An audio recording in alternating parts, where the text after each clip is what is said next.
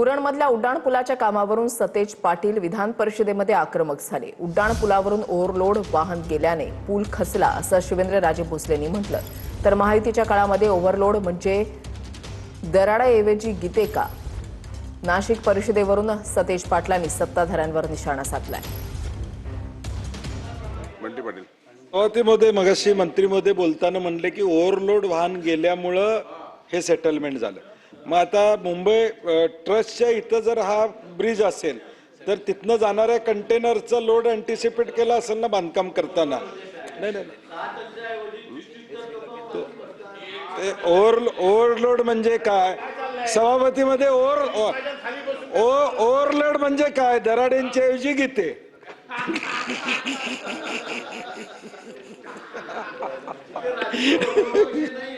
त्यामुळं माझा म्हणण्याचा उद्देश काय की मुळात कंटेनरच्या इथं असणारं तसं प्लॅनिंग त्याचं केलं नव्हतं का असा माझा प्रश्न आहे।